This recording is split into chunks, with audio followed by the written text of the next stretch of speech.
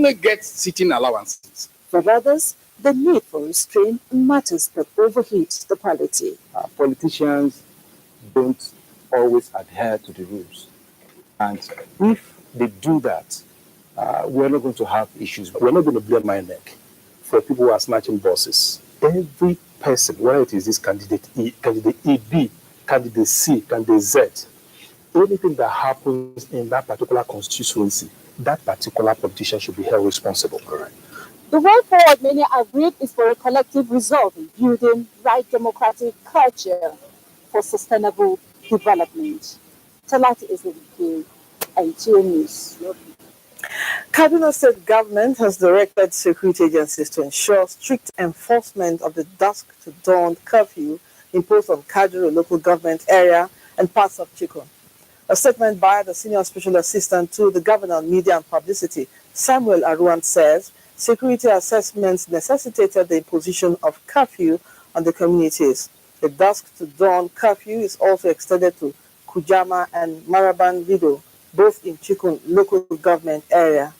The Kaduna State government appeals to the affected communities to bear with the inconveniences that will be brought about by the curfew and cooperate with security agencies to restore normalcy to the area. And from Taraba State, Governor Darius Ishaku has reduced the 24-hour curfew imposed on Jalingo, the state capital, indefinitely. The curfew is now to run from 6 o'clock in the evening to 4 o'clock in the morning. A certain more businesses within the stipulated time, while security agencies are to ensure strict compliance with the directive. It's nationwide on the network service of the NTA. We take some messages now. The news continues shortly. Don't go away. These days, people get their news and information from more media sources than ever before. Some of the news and information given are fake, unverified, doctored, and manufactured to create confusion, stir disaffection, and cause disunity.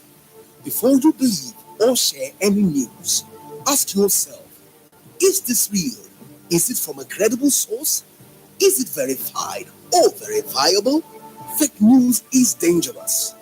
Whether you do it for fun or for political gains, real people can get hurt. Fake news, don't create it, don't spread it. This is a public service announcement from NTA.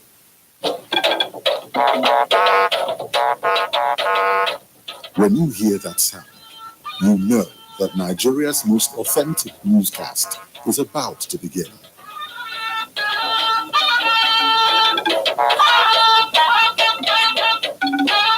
NTA Network News, breaking the news for over 40 years.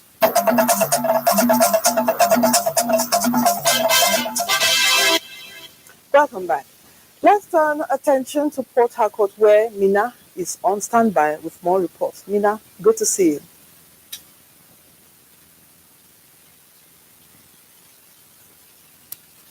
Welcome to Port Harcourt.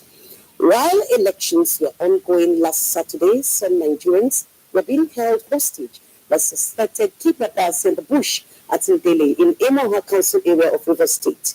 It took the intervention of natives to rescue 6 of them who were brought to NTA Port Harcourt by the chiefs of the area. Vivian. One of the 6 rescued victims, and aides to the secretary of Emoha Council, said more than 15 of them were abducted by unknown persons on the eve of the elections along the Rumuji axis of the East-West Road and taken into captivity in the family. For 5 good hours. So we now met a farmer, an elderly man. He now told the man, who was still with his gun, he now told the man to take me out. We were free by the grace of God, through the power of God that I've sent through Iwe, children and his boys to rescue. Chiefs of the area said the victims were rescued by the assistance of the youth and hunters in the communities. These will come from outside and only co-opt some of our native people, some of our own boys, to carry out this type of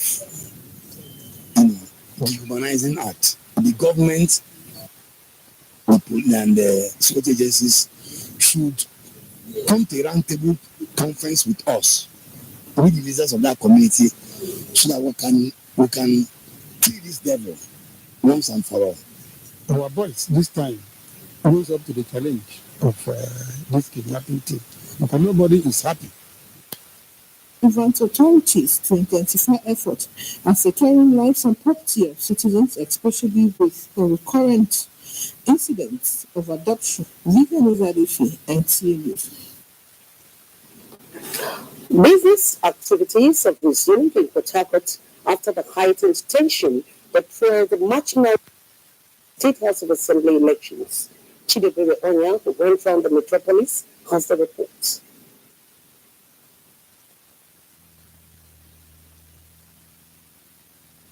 The restriction order for Saturday's governorship and state houses of assembly elections halted business activities, notwithstanding the heightened tension that trailed INEC's suspension of electoral processes in the state.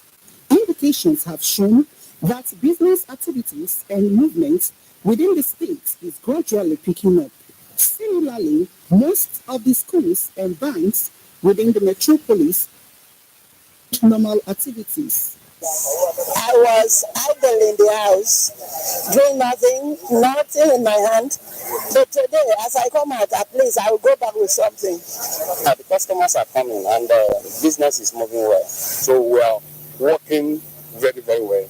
While people were seen in groups at various discussing the anticipated final election results in the state, major intra and intercity routes witnessed high volume of traffic. With normalcy returning in the capital city, residents are still awaiting the conclusion of the elections by the electoral of Chidebere Onya. NTA News. The hydrocarbon pollution remediation project, HYPO, is set to establish a cassava processing factory at Kokoro Thai community to support the agricultural endeavors of the Goni people. Robinson Deratede reports that the initiative will complement the by some Ogoni youths who are being trained by HYPO on the manufacturing of cassava processing machine.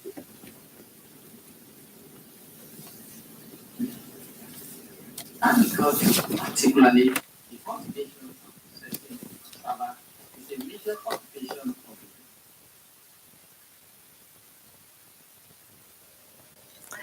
We apologize for that challenge there from Port Harcourt. Moving on now with the news. Edo State Commissioner of Police Mohammed Dan Malam says urgent steps will be taken to curb incessant attacks on police formations in Owan. He was in Owan East local government for an assessment of the attack on the divisional police station in Afuze. David Aire reports. Some officers of the division had gone on outside duty when the armed men attacked the station on Tuesday night. Part of the building was set ablaze while the divisional police officer Tosimani Ojo, Inspector Sado Isaac, a woman sergeant Justina Aromo, who is pregnant, and Corporal Glory David were killed by the armed men. I don't ascertain what actually caused the problem because at the police station they couldn't get they couldn't carry the gun, and we don't even know because they didn't move anything. We had gunshots. Nobody knew what happened. We only had gunshots.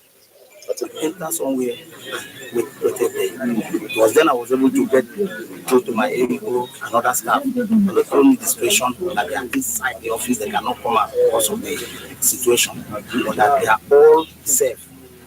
And even though they shot a lot of they shot so much, there was a lot of shooting, and what they used to blow in this car, I think is a bomb.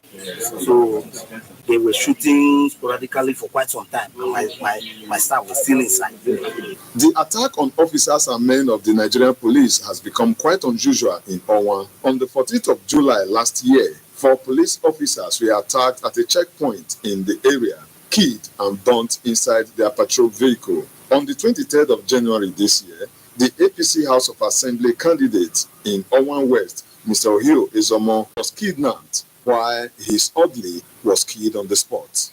What we are going to do now, we have a strong synergy now between the police the Nigerian military, the DSS, and other security agents. We are assuring the members of the public that something like this would never happen under my leadership. I just took over not quite long, but we are going to look at it critically, and whoever is involved will be brought to justice. Some improvised explosive devices were recovered in the INEC premises and detonated by the police. In Afuze, David Ire, NTA News. Our next report from Abuja said representatives has resolved to set up a committee to investigate the alleged shortfall of the 2019 general elections. The decision was reached after extensive deliberations by lawmakers Wednesday, following a motion tabled under matters of urgent public importance by Representative Sunday Karimi on the declaration by INEC of inconclusive elections in 6 states of the Federation. Members unanimously agreed that as an evolving democracy, Nigerians' electoral laws should be amended to avoid such situation in future. Details of this and more in subsequent bulletins.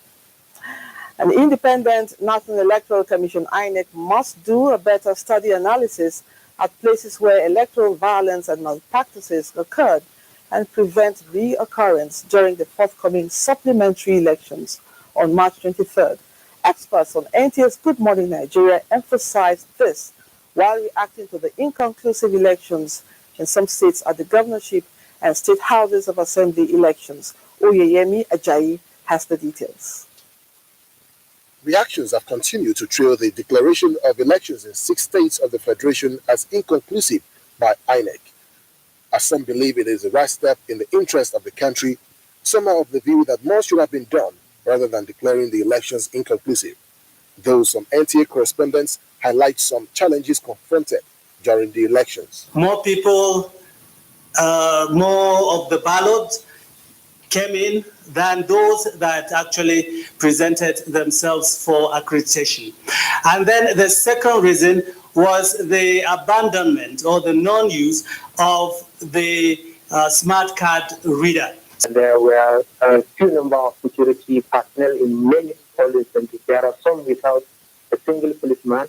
Some analysts criticize that for an election to be declared inconclusive, there should be judicial inclusion with proper verification of evidences. I think it's more of a judicial act than an administrative act, because we're talking about stopping a process in the middle of the road, a process that has already begun. Now, in River State, there was security presence, but there was now other security presence which countered. The police is the lead security agency for elections. But in between, there were, I can't say now whether they were state actors or non-state actors, but they were in uniforms. Politicians and their irresponsibility needs to be called out by every citizen of this country. And we need to encourage the electoral management body to stick to the rules. The guest urged INEC to ensure that the forthcoming supplementary elections must be credible, while advising the people to become law-abiding during the process. In Abuja, Oyeyemi Ajayi, NTA News. And from Kano, Emir of Kano, Mullah Muhammad Sanusi II, has asked the people of Kano State to remain steadfast and supportive to democratic processes. The Emir made a plea in a special broadcast to the people of the state on the need to live in peace, irrespective of political differences. Mansour Aliyu Hassan reports. The need for peace to prevail among the people of Kano State necessitated the Emir of Kano, Mullah Muhammad Sanusi II, to make passionate appeal for harmonious coexistence. He said Kano must remain a reference point on account of its cosmopolitan nature. We urge the people of Kano to remember that our great state has a reputation and the world is watching us. We should avoid any actions that will bring this state to ridicule and reduce the esteem with which other people hold Kano. Emir Muhammad Sanusi II urged people in the state to remain calm and pursue their legitimate businesses. Meanwhile, former governor of Kano State and senator-elect for Kano Central, Malam Ibrahim Shekau, also called on the people in the state not to disrupt peace on account of inconclusive election. I therefore wish to urge all our fellow citizens of Kano, men and women, particularly supporters of various political parties to exercise restraint and exercise extreme patience and tolerance. In Kano, Mansur Aliyu Hassan, NTA News. Sokoto is our next port of call, and here is Umar with reports making the rounds in that zone. Over to you. India, welcome to Seat of the Caliphate. Sokoto State Police Command has assured families of officers that lost their lives in active service that the culprits will be traced and brought to book. Commissioner of Police Koji Aminu Kwari stated this while presenting cash assistance from Sokoto State Government to the families of 2 police officers. Shehu Muhammad Detti completes the story. Every job has its own negative consequences, either in the course of carrying out the duty or after retirement. In the case of police officers, the most difficult and inevitable negative consequence is losing life in the course of carrying out their duty. ASP Abubakar Mesaje and Sergeant Usman Ibrahim are the 2 police officers that lost their lives in an ambush by armed bandits in the eastern local government area of Sokoto State. Commissioner of Police Koji Aminu, while condoling the families of the 2 deceased officers, described death as inevitable, urging them to bear the irreparable loss. The assistance from Sokoto State government is to reduce pains and tension to the deceased family.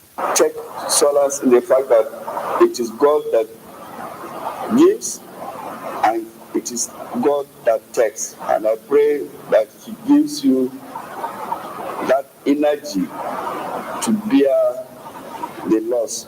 Wife of one of the deceased police officers, Mariam Abubakar Mesaje, eldest son, Sergeant Sani Abubakar, and nephew Hawa'u, described their death as will of God, praying Allah to forgive and grant them Jannatul Firdaus. In a brief ceremony, Commissioner of Police Koji presented the cash assistance of 1 million naira to each of the deceased family. In Sokoto, Shehu Muhammad Detti, NTA News. The policies and programs of President Muhammadu Buhari had impacted positively on the lives of Nigerians. Wife of Kebbi State Governor Aisha Atiku Bagudu stated this at an event to celebrate the victory of the president at the presidential election. Abdul Jalil Muhammad Bawa reports. Addressing the gathering, Hajia Aisha Atiku Bagudu explained that President Muhammadu Buhari anti-corruption policies had made impact in the executive, legislative, and judicial arm of government, saying that the president installed due process, probity, and accountability in all sectors. She also expressed confidence on the ability of President Muhammadu Buhari and Governor Atiku Bagudu to deliver Nigeria and Kebbi State to the next level of development. Hajia Aisha also acknowledged the contribution of women and youth during the electioneering campaigns. Speaking at the event, some stakeholders commended Nigerians for giving the president the second-term mandate and assured them that President Muhammadu Buhari will not fail them. They said APC government will continue to support women and youth empowerment programs, health issues, and education, among others. In Benin Kebbi, Abdul Jalil Muhammad Bawa, NTA News. That's all from this end. Let's now join Maiduguri for more news in that zone.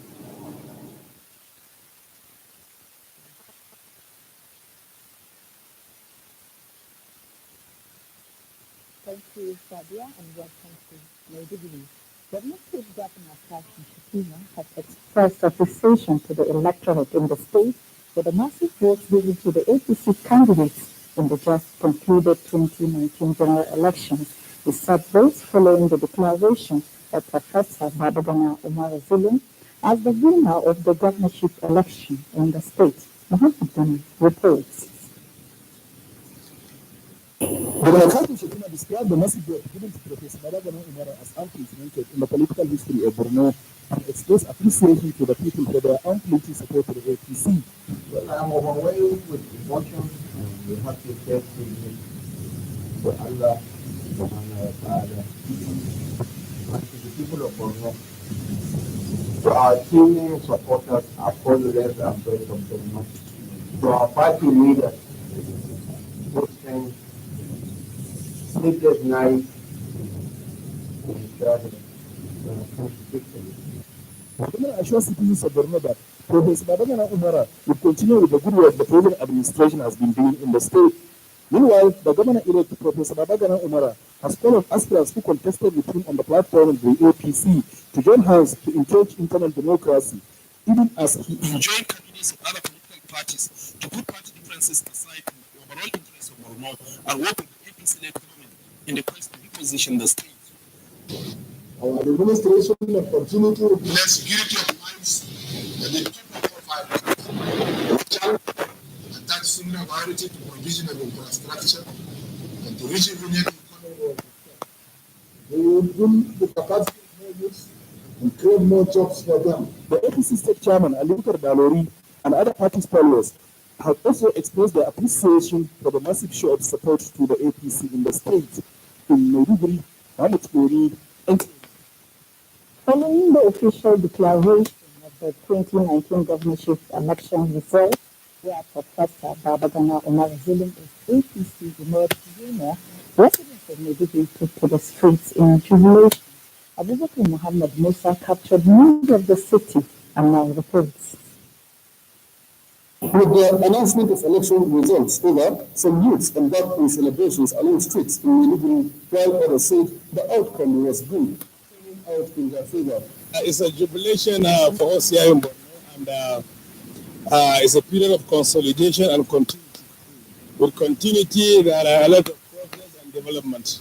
So we are hoping for the best with Professor Babagana Umar Zulum. We thank God that we have an elected governor currently in Borno State, and the whole process was actually a success. This is the first time in the history of Borno we are having a well-educated person, a professor indeed, that is going to be governor in Borno State, and is surely going to make Borno one of the best cities in the state. Going by the track record of the person who has just won the governorship election here in the state, is a man of integrity, a man who will believe to transform the state, is somebody that will believe will take the state to the greater height.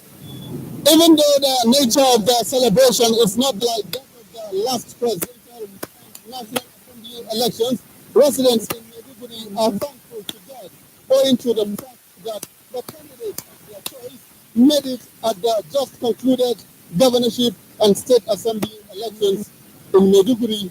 Abubakar Muhammad Musa, NTA News. Thank you, Abubakar, and that's our contribution from Maiduguri. Nation continues with media in Abuja. We apologize for the poor audio quality from our Maiduguri studios. We now move on with more reports. Wife of the President Aisha Muhammadu Buhari has expressed gratitude to the Nigerian women and youths for their support towards the victory of President Buhari during the February 2019 general elections. This was coming at a dinner in Daura, the hometown of the president, organized by Mrs. Buhari under the auspices of Women and Youth Presidential Campaign Team. State House correspondent Aliu Kabir reports. The dinner was organized by the wife of the president, Aisha Muhammadu Buhari, in honor of the supporters of the president residing in his hometown, Daura, and the entire people of Katsina State. It was meant to celebrate the victory of President Muhammadu Buhari in the 2019 general elections, and it attracted the participation of people from far and near, comprising members of the All Progressives Congress, party supporters, and other well-wishers. While expressing gratitude for their massive support towards the victory of President Muhammadu Buhari, the wife of the president called on them to continue to give their support for more dividend of democracy. I would like to thank the Daura people and the entire people of Katsina State for their maximum support. For 16 years, there are so many people that are here tonight that never changed their mind right from inception or right from the day my husband joined politics up to today. We thank them so much. May God reward them. Other speakers reaffirmed their support towards the good policies and programs of President Buhari for improving the nation's economy. I would like to extend my gratitude to Her Excellency, the wife of the President, for honoring us with this great dinner of victory. The victory is for the fight against corruption and all the wonderful foundation he has laid for this country. Mrs. Buhari has since returned to Abuja. Aliu Kabir, NTA News. The Independent National Electoral Commission has released results of the concluded March 9, 2019 governorship and state houses of assembly elections. Results in 6 states were declared inconclusive, while that in Rivers State was suspension. Timothy Yusuf in this report gives a breakdown of why supplementary elections will take place in the 6 states concerned. We'll give you that report in our subsequent bulletin. Moving on now, the Buhari Media Organization says President Muhammadu Buhari will, at the end of his second and final term in office, bequeath to Nigeria a very robust democratic space that many Nigerians will be proud of. A statement by its chairman, Niyi Akinsuju, and Secretary Cassidy Madueke DMO says this is obvious from the president's deliberate non-interference in the just concluded governorship and state houses of assembly elections. Buhari did not go out of his way to ensure that the All Progressives Congress APC got undue advantage in last Saturday's elections. The group, who said President Buhari deserves credit for this principled standard, also pointed out that the president's non-interference shows that he is a true Democrat that keeps to his words, adding that President Buhari is on record to have said that Nigerians were free to vote for political parties of their choice. At a time, key APC members were openly expressing support for governorship candidates on the platform of other parties. Therefore, it is not surprising that the results so far announced by INEC officials largely reflected the will of the people, regardless of whether APC won or not. We now go back to our last report, which says the Independent National Electoral Commission has released results of the concluded March 9, 2019 governorship and state houses of assembly election. Results in 6 states were declared inconclusive, while that in Rivers State was suspension. Timothy Yusuf in this report gives a breakdown of why supplementary elections will take place in the 6 states concerned. 6 states declared inconclusive include Plateau, Adamawa, Bauchi, Benue, Sokoto, and Kano states. In Plateau State, the margin of a lead of 44,929 between the APC and the PDP candidate is less than 49,377 cancelled votes. Simon Lalong of APC polled a total of 583,225 votes, while Jerry Husseini of PDP scored 538,326 and 471 votes, above 334,995 of Jibril Abindo of the APC, thereby leaving the margin of 32,476, with cancelled votes standing at 40,988. In Bauchi State, Senator Bala Mohammed of the PDP polled 469,512, ahead of 465,453, scored by Mohammed Abubakar of the APC. Cancelled votes in the election is 45,312. In line with sections 46 and 53 of the Electoral Act, and because the margin of lead is not in excess of the total number of registered voters, I declare this election inconclusive. Samuel Otom of the PDP in Benue State scored 410,576, ahead of Emmanuel Jime of the APC, who polled 329,022, leaving the margin of 81,544, with cancelled votes standing at 121,019. In Kano State, Abba Yusuf of the PDP polled 1,014,474 votes, ahead of 987,819, scored by Abdullahi Umar Ganduje of the APC. There is a margin of 26,655 votes in between them, while cancelled votes stood at 128,572. Aminu Waziri Tambuwal of the PDP in Sokoto scored 489,558 votes, ahead of APC Saliu Ahmed, who polled 486,145, leaving the margin of 3,413 votes between them. The number of cancelled votes in the election stood at 75,403. As a result of this, I cannot conclude on the winner. So I declare this election inconclusive. Away from the inconclusive election, the Independent National Electoral Commission suspended all electoral processes in Rivers State until further notice.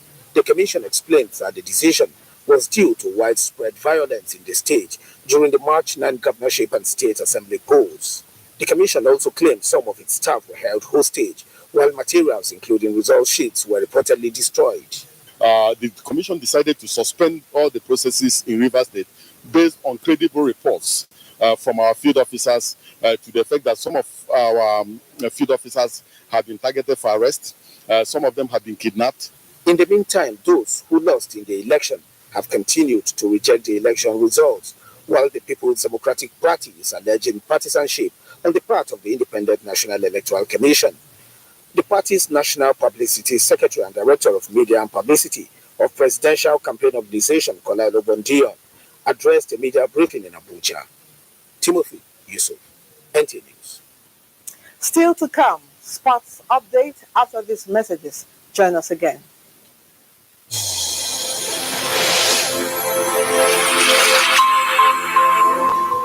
A new edition of TV Guide is out with special focus on the role of the media in election coverage, exclusive on the National Broadcasting Commission. Its mandate as the sole regulator of Nigerian media. Dr. Toba Daba then and Ishak Modibokawu. Now, this edition also features the king of stand-up comedy in Nigeria, Ali Baba. NTA standard to be ready for election transmission after decades of abandonment. Find out from the DJ transactional elections in our political space and evil wind that blows no good. DG, National Orientation Agency, calls TV Guide, your indispensable companion, x-rays the impact of social media on electioneering process as electorates present their expectations from incoming government. Meet some TV professionals behind the screen and other inspiring stories in sports, entertainment, and lots more. Grab a copy at the vendor near you or NTA stations nationwide. TV Guide, your indispensable companion.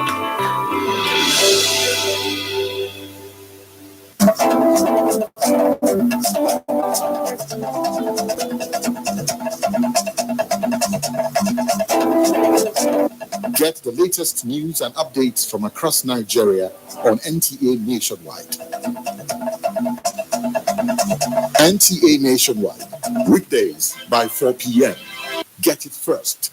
Get it fresh.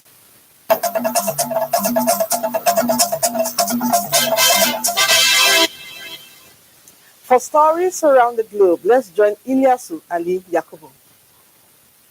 Thank you for joining me on this segment of the news. The United Nations investigation says violence in the Democratic Republic of Congo last year may amount to crimes against humanity. It says at least 500 persons were killed, including families burnt alive in their homes and a 2-year-old who was thrown into a septic tank. Ethnic violence broke out when one community wanted to bury one of their traditional chiefs on another community's land. Meanwhile, the Federal Aviation Administration has said it will not ground the Boeing 737 MAX aircraft despite mounting pressure and banning of the plane by numerous countries. The United States regulators said a review showed no systemic performance issues with the aircraft. The Ethiopian Airlines plane crash is the second fatal accident involving the 737 MAX 8 model in 5 months. Once again, just as the last time, the Brexit deal was rejected in Parliament. Reaction by European Union leaders was prompt and coordinated. European politicians tweeted to say how disappointed they were as businesses and citizens across the European Union and United Kingdom now face more agonizing uncertainty, and the vote in the House of Commons brought to a no-deal Brexit. The EU's chief Brexit negotiator, Michel Barnier, best summed up the European mood when he insisted the EU had done everything it could and that the deadlock could only be solved in the UK and there will be no more negotiation. Well, that's it on this segment. The news continues. My name is Ilyasu Ali Yakum. And now sports. New office building of the Nigeria Football Federation (NFA) is yet to be occupied almost 6 years after inauguration in 2013. Amazi Marcos reports that the non-occupation of Sunday Dankaro House is beyond money.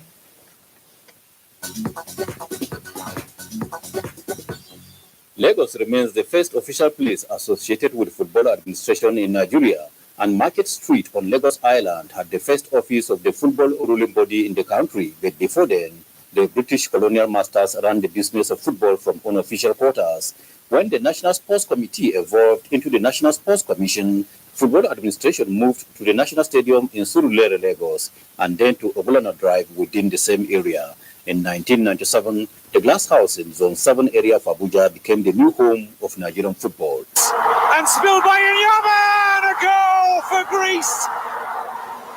Nigeria's poor performance at the 2010 FIFA World Cup in South Africa meant early exit and excess fund remained, which was used by the Presidential Task Force for the World Cup to construct this new office complex for the Nigeria Football Federation. Built at a cost of about 350 million naira, work was completed in 2013 and inaugurated on 18th July 2013 by then Vice President Mohamed Namadi Sambo on behalf of the former President Goodluck Jonathan. The new office complex of Nigeria Football Federation is named after Sunday Dankaro, chairman of the Nigeria Football Association, when the Green Eagles won the country's first Nations Cup trophy at the National Stadium in Lagos in 1980. How can you be renting a house and a house has been built to you, finished, for the past 6 years? You find it difficult to move into the house. All the furniture that have been imported, I think, arrived. It's just installations and also the security apparatus that will be put in the office. We thought by January, February, we would have moved to the new site. But I think very soon you'll see us moving to the new site. Renovation work in this 2.5-story building in the Package B section of the Abuja National Stadium started in 2018 and reached advanced stage as at March 2019. From all indications, it is only when factors of money and political will are determined within the framework of national interest that this building can be put to use. In Abuja, Amazi Marcus, NTA News. Time now to check on Thursday's weather prospects.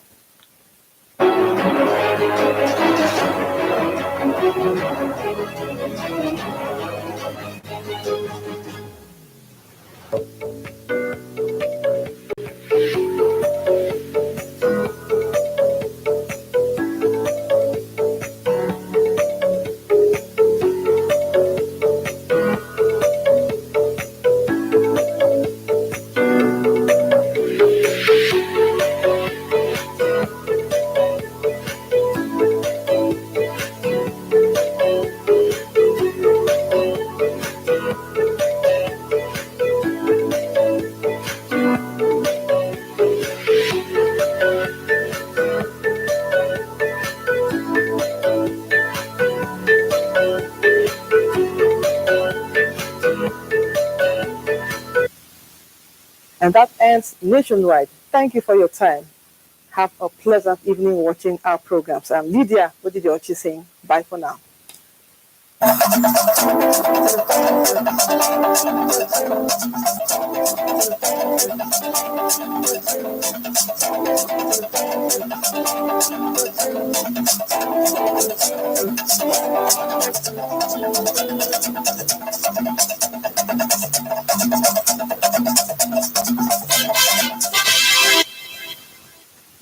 Understand the rules or the laws of the game. Hello and welcome to that program of yours.